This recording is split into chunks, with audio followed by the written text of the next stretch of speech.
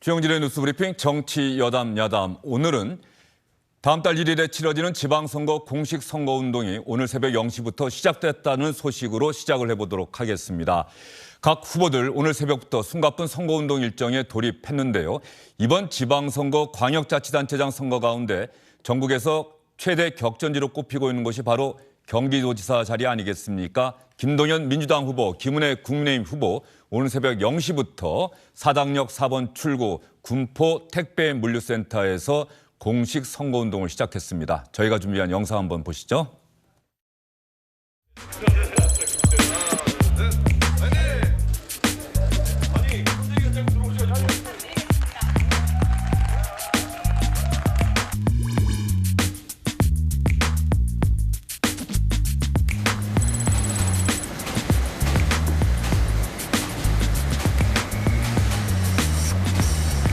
저 또한 24시간 깨어있는 경기도, 깨어있는 도지사로 도민분들을 위해서 늘 말보다 발로 그리고 실천을 해서 더 잘 사는 경기도를 위해서 경기특별도를 위한 더 많이 뛰는 도지사가 되겠다.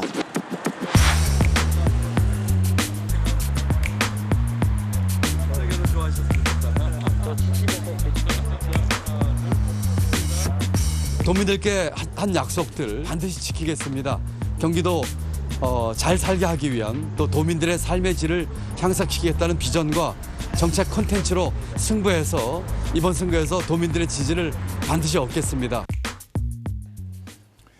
김동연 후보, 김은혜 후보의 모습 잘 보셨습니까? 공식 선거운동 기간 13일인데요. 13일 동안 과연 경기도민의 마음은 어떤 쪽으로 움직이게 될까요? 어제 나왔던 여론조사 결과 하나 여러분께 더 전해드리도록 하겠습니다.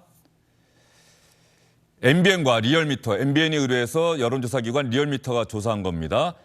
자세한 내용, 신뢰도, 표본오차, 응답자 비율 이런 것들은 MBN과 리얼미터의 홈페이지, 중앙선거여론조사심의위원회 홈페이지 참조하시면 확인하실 수 있다는 점을 다시 한번 여러분께 말씀드리도록 하겠습니다. 민주당 김동연 후보 43.2, 국민의힘 김은혜 후보 43.8 차이가 없죠. 여론조사에서 무소속 강영석 후보가 5.5를 기록했다는 소식까지 여러분께 전해드리도록 하겠습니다. 자, 두 분과 함께 지방선거 그리고 국회의원 보궐선거와 관련한 이야기 나눠보도록 하겠습니다. 김근식 전 국민의힘 비전전략실장, 최입의 더불어민주당 비상대책위원 나오셨습니다. 어서 오십시오. 예, 안녕하세요. 김근식 전 실장님 어떻습니까? 이번 지방선거 최입의 비대위원께도 마찬가지로 질문 드리겠는데요. 광역자치단체장이 예전엔 16군데였는데 이제는 세종까지 합쳐서 17군데라고 하거든요. 몇 군데 이기면은 국민의힘은 승리라고 하겠습니까? 되게 이제 이번 지방선거의 특징 중에 하나가 양강구도가 뚜렷해졌다는 거거든요. 그래서 제3후보가 거의 없는 상황에서 치러지는 양강구도이기 때문에 영남이 국민의힘이 압도적으로 우세하고 호남이 또 민주당이 압도적으로 우세한 걸 빼면 결국 이번 선거의 관건은 수도권과 충청이라고 생각이 됩니다. 네. 그래서 수도권의 서울, 경기, 인천을 누가 가져가느냐, 충청의 충북, 충남, 대전을 누가 가져가느냐, 세종까지 이 부분이 저는 승패를 가늠하는 관건이 되기 때문에 17곳에서 몇 곳을 하느냐가 중요한 게 아니고 수도권에서의 선전의 결과, 충청권에서의 선거의 결과 그 부분을 놓고 저는 전국적인 선거의 승과 패는 평가할 수 있다고 생각이 드는데 지난 4년 전 선거에서는 당시에 문재인 정부 출범 이후에 치러진 지방선거였기 때문에 아시다시피 민주당이 거의 압승을 해서 거의 싹쓸이에 가까운 지방선거 승리를 했었습니다. 국민의힘 전신정당이 대구 경북에만 이겼죠. 거기 두 군데에서만. 네, 그리고 네. 무소속 원희룡 후보, 물론 맞습니다. 국민의힘 소속이긴 합니다만 네. 당시 무소속으로 제주도에서 이긴 것 빼고는 14군데, 14군데는 민주당이 싹 다 가져갔었습니다. 예. 그렇기 때문에 그때 4년 전 성적표에 비하면 민주당은 4년 전 성적표를 기준으로 하면 뭐 지금도 이미 출발이 굉장히 좀 미약한 수준이고 국민의힘이 4년 전 선거의 성적표에 비하면 좀 일단 앞서가는 출발점이긴 합니다만 그게 중요한 게 아니고 말씀드린 것처럼 수도권의 민심의 향배, 충청권의 민심의 선택 이것이 결국 승패에 대한 냉정한 평가가 되지 않을까 싶습니다. 그러면 김근식 전 실장님 말씀을 요약하면 서울, 경기, 인천 세 군데 있고 충남, 충북, 대전 네. 6군데 있고 물론 세종까지 하면 7군데이긴 합니다만 이 7군데에서 한 5 곳은 이겨야 된다. 뭐 그런 말씀이세요? 그렇죠. 네 곳에서 다섯 곳만 이겨도 일단 예. 국민의힘으로서 선방한 거라고 볼 수 있고요. 지금은 뭐 서로 간에 자기의 그 승리의 기준을 문턱을 좀 낮춰놓고 있기 때문에 이재명 총괄선대위원장도 지금 호남만 일단 기본으로 가져가고 호남에서 하나만 더 가져가도 승리라고 할 정도로 이제 엄살을 부리고 있는 거니까 우리 국민의힘도 마찬가지로 그 승리의 기준의 관건은 좀 낮춰서 시작하라는데 그 좀 더 적극적이고 공세적으로 좀 낙관적으로 푼다면 수도권과 충청권에서도 상당한 성적을 낼 수 있지 않을까 이런 기대를 해봅니다. 네, 기대를 해봅니다. 예. 최입의 비대위원 어떻습니까? 민주당은 전통적으로 호남, 전남, 전북, 광주 예. 세 군데가 있고 민주당의 주장 또 민주당의 판세 분석으로는 여기에 세종과 제주도 우리가 좀 앞서지 않느냐. 그렇죠. 5군데. 예. 그리고 여기에서 한두 군데만 더 이기면 지난 지방선거 결과에 비할 바는 아니지만 그래도 지금 새로운 정부가 출범한 상황에서 민주당이 승리했다고 얘기할 수 있다. 지금 이런 얘기가 나오던데. 그렇죠. 그러니까 지금 말씀하신 것처럼 수도권 이제 서울, 경기, 인천 중에서 실제 지난 대선 때 결과를 보면은 경기만 좀 앞섰고 나머지 부분들은 좀 뒤지거나 아주 박빙이었거든요. 네. 이제 그런 상황을 봤을 때는 경기 정도는 우리가 반드시 고수한다라고 생각을 하면 이제 수도권에서 한 군데 정도 예상을 할 수 있을 것 같고 충청권에서도 이제 충남, 충북, 대전 중에서 또 이제 한 군데 정도 뭐 이렇게 이제 생각을 한다면 최소치가 7군데로 보지 않겠는가라고 생각을 합니다. 그리고 7군데를 하는 것 자체가 일종의 이제 마지노선이라고 생각을 하고요. 이제 거기에 추가적으로 또 더 다른 곳에서 승리를 한다면 충분히 민주당은 이번 지방선거에서 잘했다라고 평가할 수 있지 않을까 싶습니다. 자, 그런데 저희가 그 많은 17군데 광역자치단체장 선거 가운데 영상을 경기도만 보여드렸어요. 그런데 조금 전 여론조사에도 나왔습니다만 경기도지사 여론조사를 하면은 그야말로 두 후보가 완전히 박빙이에요. 네. 오차범위 안 뭐 플러스 마이너스 3.1%포인트라고 하는 6.2%포인트까지 볼 것도 없이 거의 뭐 한 자릿수가 안 되는 그런 여론조사 결과가 계속 나오고 있는데 경기도에서 이기면 이겼다 이렇게 주장할 수도 있겠다는 생각도 들어요. 국민의힘 입장에서는 경기도에서 이기면 이겼다고 충분히 말할 수 있죠. 그리고 민주당 이재명 총괄선대위원장 입장에서 경기도에서 지면 사실은 졌다라고 말할 수밖에 없는, 인정할 수밖에 없는 상황인 거거든요. 그래서 경기도가 제가 볼 때는 이번 6일 지방선거의 최대 격전지이자 최대 승패처라고 보는데, 승부처라고 보는데 저는 경기도에 관련된 여론조사 나온 걸 보면 엎치락뒤치락해요. 네. 대부분 그 오차범위 안에서 엎치락뒤치락 하는 겁니까? 사실은 의미가 없는 겁니다. 그리고 무엇보다 중요한 것은 지방선거의 투표율이 대통령 선거나 국회의원 총선보다는 투표율이 낮다는 점입니다. 늘 낮았죠. 예, 그렇기 때문에 여론조사에서 전화를 받는 우리 유권자분들이 응답을 하는 그분들이 저는 100% 응답을 하신 분들이 투표장에 갈 거라고 생각하지 않습니다. 그래서 여론조사에 나타난 지지율은 사실은 실제 투표날 투표장에 가서 찍었던 유권자의 실제 득표 결과와는 완전히 다를 수 있습니다. 대표적인 경우가 2010년에 서울시장 선거 때였습니다. 그때 오세훈 시장과 한명숙 후보와의 싸움이었는데 선거운동 기간 내내 여론조사상으로는 오세훈 시장 후보가 10%에서 20% 앞서갔습니다. 그러나 실제로 막상 완전 여론 봤을 때는 박빙이었죠.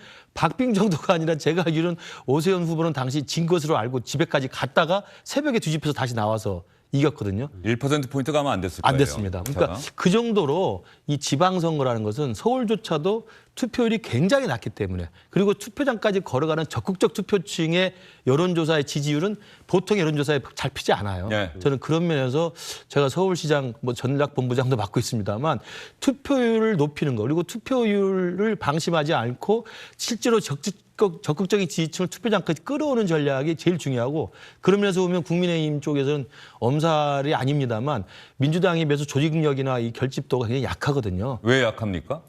뭐 문화가 좀 그런 것 같아요. 네. 그래서 굉장히 그 지방선거에서 4년 전에 모든 그 자리를 다 민주당이 장악하고 있었기 때문에 현직 구청장, 현직 시장, 현직 광역단체장이 많습니다. 그분들이 갖고 있는 조직이 사실 있거든요. 이제 그런 부분들에 대해서 우리가 충분히 좀 열세를 그 자인하고 굉장히 열심히 뛰어야 된다고 생각을 합니다. 4년 전 지방선거 끝나고 나서 당시 자유한국당인가요? 홍준표 대표가 선거 결과 책임지고 그만두겠다고 얘기했던 그 친통한 표정이 생각이 나는데 이게 자유한국당 지금의 국민의힘뿐 아니라 홍준표라는 정치인에게도 참 큰 영향을 미쳤던 게 지난 지방선거인데 말이죠. 민주당은 경기도지사 선거 사실 이재명 후보가 이번에 또 출마를 했기 때문에 경기도지사 선거는 꼭 이겨야 하는 부담이 좀 있을 것 같아요. 맞습니다. 그러니까 지난 대선 때 5% 정도로 이제 이재명 후보가 이겼었고 지금 김근식 교수님 말씀하신 대로 어떻게 보면은 이번 대선이 거의 모든 그 지지층을 총 결집해서 정말 제가 보기에는 바닥까지 팍팍 긁어가지고 다 투표장으로 나오게 만들었던 거 아닌가 싶습니다. 그런 박빙의 승부였고 그런 과정에서 아무튼 경기도는 5% 정도 이겼었기 때문에 그리고 그 이겼던 이유가 이재명 후보가 전 도지사로서의 어떤 역할을 굉장히 잘했고 평판이 좋았고 성과도 있었기 때문에 그런 부분이 인정받아서 대선 때 5%를 이겼다라고 생각한다면 지금 대선이 끝난 지 얼마 되지 않은 지금 지방선거에서 그거와 다른 결과가 나온다면 굉장히 그 사이에 우리 민주당이 뭔가 큰 잘못을 했다거나 아니면 지금 정부 여당이 크게 뭘 잘했다거나 하는 민심의 어떤 변화가 만들어져야 되는데 솔직히 제가 보기에는 그닥 그렇게 큰 변화를 일어날 만한 것은 또 없지 않나라고 생각한다면 저희가 아무튼 경기도를 지키기 위해서 지금 이재명 후보가 개항을의 보궐선거에 출마했지만 경기도까지 선거운동을 뛰면서 아무튼 경기도를 지키기 위해서 최선을 다하고 있고 제가 보기에는 박빙의 승부에서 승리할 수 있도록 최선을 다한다. 예. 그런 측면에서 말이죠. 조금 전 여론조사 결과 한번 MBN이 실시했던 여론조사 결과 다시 한번 볼까요? 무소속의 강용석 후보가 5.5%포인트, 5.5%를 기록했다는 게 눈에 들어오지 않습니까? 저 지지율 때문에 강용석 후보도 경기도지사 후보 텔레비전 토론 때 반드시 함께 해야 한다고 법원에서 판결을 내리기도 했었는데 말이죠. 그래서 단일화. 김은혜 국민의힘 후보 입장에서는 강용석 후보와의 단일화가 필요한 것 아니냐. 그래서 MBN과 리얼미터가 단일화를 가정한 여론조사도 함께 해봤더니 조금 전에는 43.2 대 43.8 그야말로 거의 붙은 수치였는데 단일화 된다면 격차가 더 벌어지는 것으로 나와요. 5.9%포인트 정도로. 그 단일화 효과가 있을 것이다라고 하는 게 여론조사에서 나타나고 있는 것이죠. 그리고 많은 분들이 강용석 후보로 단일화된다는 아마 가정은 하지 않을 텐데 그렇게 하면은 김동연 후보가 상당히 큰 격차로 앞선다 이런 여론조사 결과가 나왔는데 김은혜 후보에게도 단일화와 관련한 기자들의 질문이 참 많이 나오고 있는 것 같습니다. 단일화라는 그런 질문을 받았을 때 사실 고민이 되는 것도 사실입니다. 강용석 후보님도 제가 존경하는 후보입니다. 그리고 지난 대선 과정에서도 정말 많은 노력을 해오셨고 또 앞으로 이번 선거에서도 민주당에 다시 지난 4년간의 경기도민에 대한 폭정을 반복하게 하느냐? 그 부분에 대해서 한마음일 것이라고 저는 생각하고 그런 마음에서 존중하는 후보라고 말씀을 드리는 거였습니다. 다만 이 사안에 결정하는 부분에 대해서는 조금은 시간이 더 필요합니다. 어떠한 경로로든 의견을 나누고 있다라는 말씀을 드릴 수 있겠습니다. 자, 김은혜 후보는 단일화 가능성을 열어두는 듯한 이야기를 했어요. 그런데 이 문제를 놓고서 말이죠. 이준석 대표가 안철수 후보도 단일화 필요성에 대해서 언급했더니 이준석 대표가 안철수 후보를 참 이준석 대표는 저런 면에서는 좌충우돌 거침없다는 생각이 드는 게 같은 당의 후보고 또 인수위원장까지 지냈는데도 거리낌이 없어요. 아니 안철수 후보 저런 얘기 하시려면 선대위원장 하시지 왜 하라고 할 때는 안 하더니 왜 선대위원장 역할을 하려고 하느냐 이렇게 비판적으로 선대위와 다른 메시지 내려면 상의를 했으면 좋겠다. 선대위 차원에서는 강용석 후보 단일화 우리는 거론 안 한다. 이게 선대위 방침이라는 거고 안철수 후보는 단일화가 돼서 양자 대결 구도가 형성되면 좋겠다라고 이야기를 했어요. 어느 쪽에 좀 더 가까운 의견이십니까? 저는 제가 선대위의 공식 직함을 맡고 있는 건 아니지만 또 서울시 선대위에만 있기 때문에 제 개인적인 국민의힘 소속 정치인으로서 말씀을 드리면 저는 강용석 후보와의 공개적이고 공식적인 단일화 협상은 의미가 없다고 생각합니다. 이번 주에 나왔던 국민의힘 성향의 패널 분들이 다 그 얘기를 하시네요. 예. 왜냐하면요, 아까 나왔던 이제 4%에서 5% 정도의 이제 강용석 후보 지지율이 나오는데 아까 제가 말씀드린 것처럼 여론조사상에 나타난 지지율이 실제 투표장까지 가는 지지율로 연결되기는 굉장히 낮다라는 그 지방선거의 특징 하나 하고요. 예컨대 지난 대선 때 허경영 후보도 4% 5% 찍은 적이 있습니다. 지지율 여론조사 자체로는.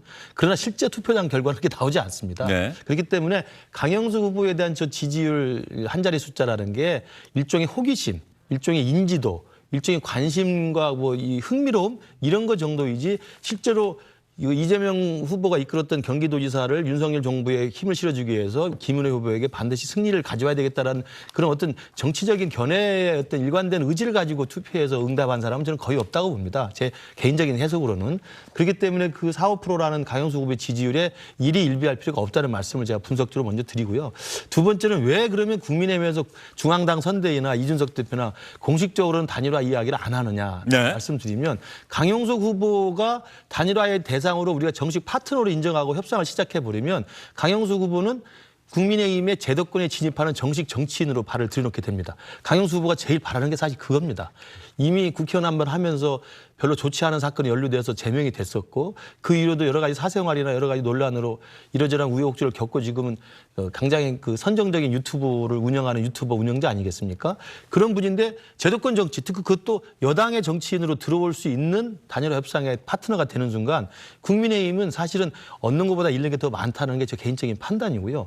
예컨대 그 2016년에 박근혜 대통령 탄핵된 이후에도 그 태극기 부대라고 하는 그 열성 지지층들이 당시에 자유한국당에 강한 어조로 들어와서 그분들이 상당히 많은 발언권을 행사하면 행사할수록 탄핵의 수령에서 못 벗어나는 게 돼 있거든요. 저는 그런 우리의 그 과거의 쓰라린 경험을 4~5년 겪으면서 겨우 거기서 벗어나서 탄핵양을 건너고 태극기 부대와의 일정한 거리두기를 통해서 국민의힘이 비대위도 거쳐가지고 윤석열 대통령 정부를 만들지 않았습니까? 그런 쓰라린 경험을 해봤기 때문에 강영수 후보의 한 4~5%라는 제가 볼 때 허수에 불과한 지지율 때문에 강용석이라는 시한폭탄 같은 존재를 국민의힘에 끌어들여오는 것은 제가 볼 때 굉장히 위험천만한 일이다 이렇게 생각을 합니다. 자, 그러면 김근식 전 실장님 말씀 들어보면은 선거라고 하는 것이 두 가지 측면에서 볼 수가 있잖아요. 원칙과 실리. 네. 현실적으로는 단일화해야 승리할 가능성이 커진다. 그러면 단일화해야 하는데 말씀하신 것처럼 원칙. 국민의힘이 얼마나 어렵게 중도 쪽으로 와서 지난 대선에서도 아주 신승을 하지 않았느냐. 이 길을 계속 가기 위해서는 이번 경기지사 선거 혹시 원하는 결과 나오지 않는다고 하더라도 우리는 단일화 없다라고 공식적으로 천명을 하는 것인지. 그런데 후보조차도 단일화 가능성 열어두고 있는 이 복잡한 측면. 이거 어떻게 봐야 되는 겁니까? 우리는 앞서간 후보기 때문에 단일화는 절대 없더라고 후보가 말할 필요 없습니다. 지난 우리 대선 때도 윤석열 후보가 항상 앞서가고 안철수 후보가 뒤처졌습니다만 윤석열 후보는 당연히 단일화의 가능성을 열어놓고 있는 것이죠. 오히려 뒤처진 후보가 계속 단일화는 없다 끝까지 완주한다라고 계속 말을 하게 돼 있는 겁니다. 저는 그래서 강영수 후보에 대해서 김은혜 후보 당사자는 절대 단일화는 없다. 당신은 제도권에 들어오면 안 된다라고 말할 필요가 없는 것이죠. 저 정도의 스탠스가 저는 제일 좋다고 생각하고 다만 지도부나 아니면 국민의힘의 인사들이 그런 쓴소리를 계속 강영수 후보에게 해주는 것이 저는 외곽에서 필요하다고 보고. 그러면 그 말씀이면 단일화가 된다고 하더라도 강용석 후보는 얻을 수 있는 게 없다. 원래 단일화가 되면은 뭔가 얻는 게 있어야 되잖아요. 국민의힘의 복당을 시켜준다든가 이런 게 있어야 되는데 지금 말씀으로는 그거 안 된다는 것 아닙니까? 그렇습니다. 그러니까 안철수 후보의 단일화와 다른 점은 안철수 후보의 국정 운영을 공동으로 하자는 것들을 충분히 할 수 있고 안철수 후보가 오랫동안 중도 지형의 정치적인 입지를 가지고 있었기 때문에 플러스 효과가 분명히 있는 단일화죠. 그렇기 때문에 같이 공식적인 협상 파트너로 이야기를 할 수 있고 논의를 할 수 있고 공동의 정권 교체와 공동의 정부 운영을 할 수가 있는데 강영수 후보는 그런 존재는 아니지 않습니까? 제가 볼 때 안철수 후보와 전혀 다른 일종의 떴다방 같은 후보이기 때문에 그런 후보하고 어떻게 공식 파트너 인정해서 뭘 대가로 제시하면서 단일화를 나서겠습니까? 제일 좋은 건 그리고 강용수 후보가 정말 다시 진정한 정치인으로 거듭나고 싶으면 아무 조건 없이 아무 대가 없이 스스로 자진 사퇴하는 것이 진정성을 보여주는 일이라고 생각합니다. 예, 강용석 전 의원이 하고 있는 유튜브 방송에서 최근에는 뭐 박근혜 전 대통령 뭐 책도 네, 내고 네. 말이죠. 뭐 집도 뭐 자금을 구해줬다고 많이 하고. 빌려줬죠. 예, 그리고 최근에는 이른바 최서원 씨, 옛 이름은 최순실 씨, 네. 뭐 최순실 씨의 편지도 공개를 하고 그 딸과의 인터뷰도 공개하고 고발장도 대신 내주고 어쨌든 박근혜 전 대통령과 대단히 가깝다.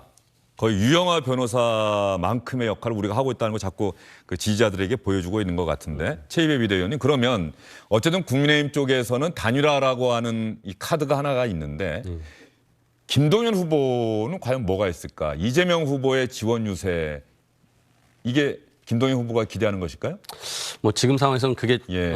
가장 유효한 선거 전략이 아닐까 싶습니다. 그러니까 김은혜 후보도 이제 출마를 하면서 윤심에 대한 얘기를 꺼냈고 실제로 경선 기간 중에 많은 그 경기도에 있는 의원들이나 당협위원장들이 김은혜 후보를 밀었다. 그리고 그 이유는 결국 대통령의 뜻이 담겨 있기 때문이다라고 해석을 할 수 있었던 상황이었는데요. 이제 그런 측면에서 지금 경기도의 선거가 대선의 좀 2차전의 성격을 가지고 있습니다. 그러다 보니까 앞서 말씀드린 대로 이재명 전 도지사의 어떤 성과를 이어받아서 김동연 후보가 다시 경기도를 책임지겠다라는 것이고, 그런 측면에서 또 이재명 후보는 끊임없이 이 경기도를 승리하기 위해서 지원하고 자신의 성과를 김동연 후보가 이어갈 수 있게끔 해줘야만이 자신 역시도 계속 경기도에서 의미 있는 정치인으로서 살아남을 수 있기 때문에 가장 지금 중요한 선거 전략은 이재명에 대한 세일즈가 김동연 후보의 입장에서는 필요하지 않나라는 생각이 들고요. 지금 말씀드린 대로 이재명 후보 역시도 이번 선거에 큰 영향력을 행사하고 아무튼 선거를 이끌고 가는 총괄 선대위원장이기 때문에 경기도 승리에 혼신의 힘을 드릴 수밖에 없다라고 생각됩니다. 자, 그러면 이재명 후보가 출마한 인천 계양을의 여론조사 결과도 한번 보도록 하겠습니다. 똑같이 MBN과 리얼미터가 실시한 여론조사 결과인데요. 이재명 후보가 이렇게 다른 곳에 선거 지원 유세도 해야 하는데 일단 숫자적으로는 오차범위 바뀌죠. 이재명 50.8, 윤영선 40.9. 그런데 보면은 10%포인트가 채 안 돼요. 9.9%포인트 차의 격차가 나오고 있는데, 자, 이걸 성남 분당갑 여론조사 결과 한번 볼까요? 안철수 후보와 김병관 민주당 후보의 격차를 보면 60.8 대 32.1. 상당히 큰 격차죠.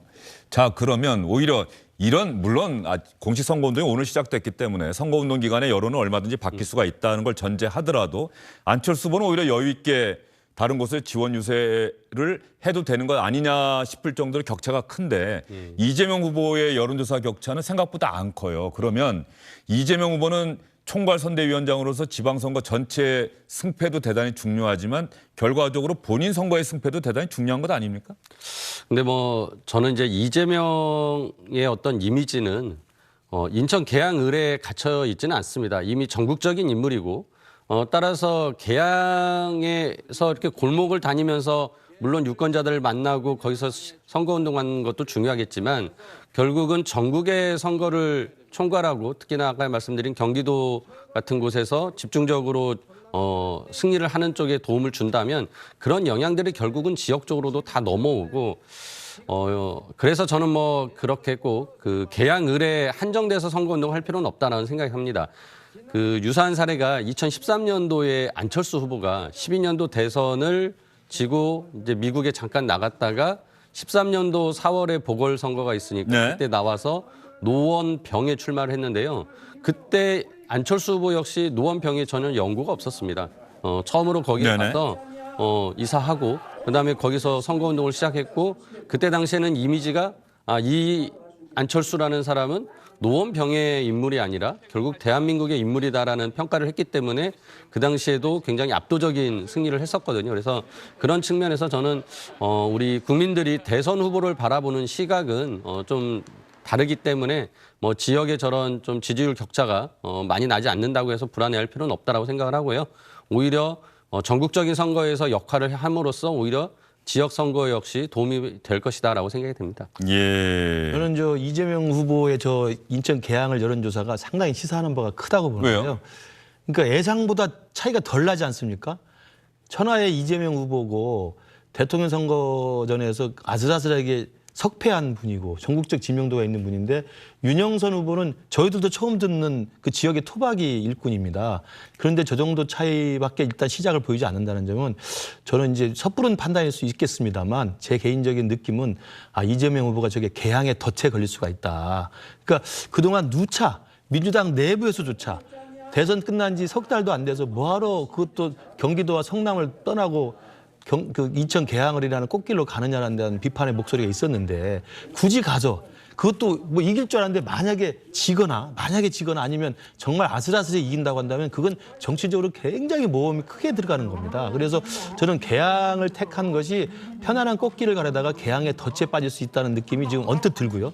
두 번째로는 개항에 와서 개항이 너무 꽃길로 간다고 보니까 그걸 정당화하기 위해서 총괄선대위원장을 맡아서 내가 우리 민주당의 지방선거 승리를 이끌겠다 했으니까 그러면 아까 계속 이야기 나왔지만 경기지사 선거만큼 놓쳐서는 안 되는 거거든요. 경기지사는 대선에서도 이겼고 이재명 그 후보가 계속 자기 지역적 기반이 있던 지역이기 때문에 놓쳐서는 안 되는데 경기지사마저 흔들리게 된다면 그리고 경기지사 선거도 뛰어야 되고 또 개항도 자기가 안심할 수 없어서 뛰어야 된다면 저는 오히려 홀가분하게 개항에 오지 않고 총괄선대위원장을 맡아서 전국을 돌아다니면서 대선 후보답게 하나라도 더 이 승리에 기여할 수 있도록 그야말로 멸사봉건과 살신성의 자세를 보였으면 훨씬 더 후위를 도모할 수 있었지 않았을까 하는 저는 개인적인 좀 아쉬움이 있고요. 그렇기 때문에 개항을 택함으로써 오히려 개항의 덫에 걸려서 오히려 경기지사 선거까지도 확실하게 도와줄 수 없고 만약에 경기지사 선거마저도 아까 강영수 후보 변수가 있습니다만 김은혜 후보가 신승을 하게 된다면 저는 이재명 후보로서는 다시 재기하기 힘든 정치적인 저는 쇠락의 길로 가지 않을까 이런 저는 예상을 해봅니다. 예, 한번 염두에 둬야 될 게 말이죠. 제가 한번 이긴 찾아봤는데 2016년 총선 때 오세훈 지금 서울시장이 네네. 서울 종로에 출마를 해요. 서울 종로에 출마했을 때 여론조사 처음에 실시됐을 때 정세균 후보와의 격차가 상당히 많이 났어요. 그래서 오세훈 후보가 다른 곳을 지원 유세를 다닙니다. 그런데 정작 뚜껑을 열어봤더니 정세균 후보에게 큰 표차로 졌죠. 그 정세균 후보가 의원이 돼서 국회의장이 됐고 결과적으로 탄핵. 당시에 국회의장이 됐고 이런 걸 생각하면 사실은 이재명 후보도 지금 하루하루가 지역구도 그렇고 다른 것 지원 유세도 그렇고 정말 모든 것을 걸어야 되는 그런 선거가 아닐까 싶은데 이재명 후보와 국민의힘 윤영선 후보의 공식 선거운동을 맞는 소감, 각오 한번 들어보도록 하겠습니다.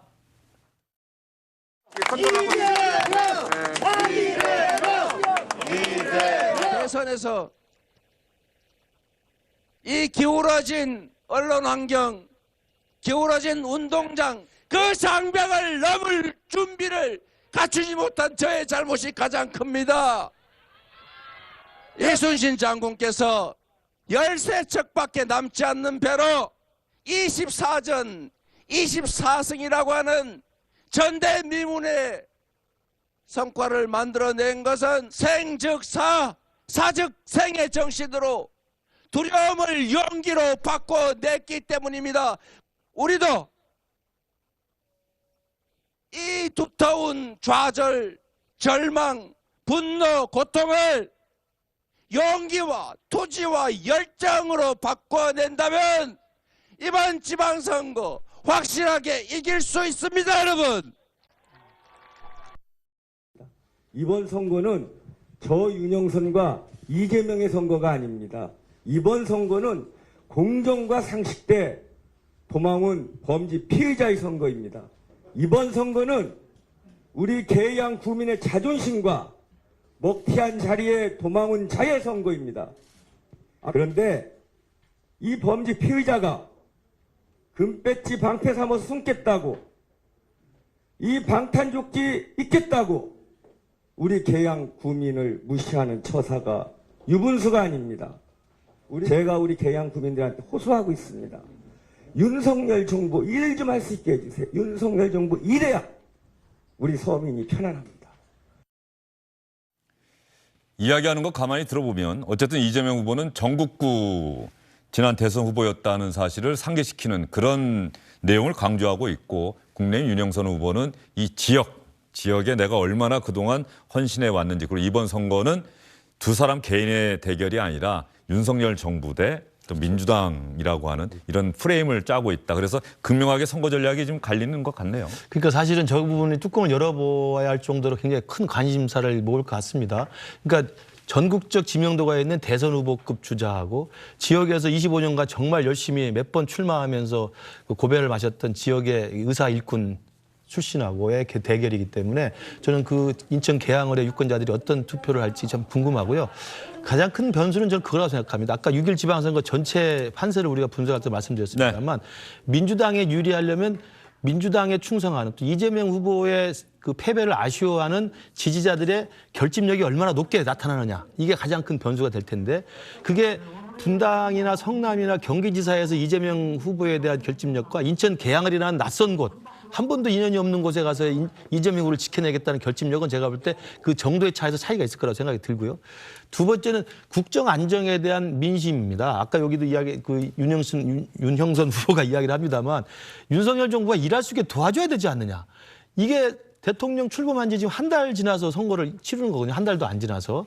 그럴 때 대통령이 일할 수 있게 해줘야 한다는 여당에 대한 국정 운영, 국정 동력에 대한 어떤 민심이 어떤 게 더 많이 나타나냐를 본다면 인천 계양을만 놓고 봤을 때 이재명 지사의 후보의 대선 후보로서의 전국적 지명도와 지역 일꾼 토박이론 그리고 이재명 지사에 대한 아쉬움을 표현하는 그 이재명 지지자들의 결집력 정도와 윤석열 정부를 밀어줘야 된다는 국정 안정에 대한 동력 이게 어느 게 높게 나타나냐에 따라서 안녕하십니까, 주영진입니다. 더 많은 뉴스와 라이브 이벤트를 보고 싶으시다면 화면 오른쪽을 눌러서 구독해 주시기 바랍니다. 저희 SBS 앱을 다운로드 받으시면 뉴스 속보 알림도 받아보실 수 있습니다. 텔레비전으로도 SBS 뉴스, 유튜브로도 SBS 뉴스 잊지 마시기 바랍니다.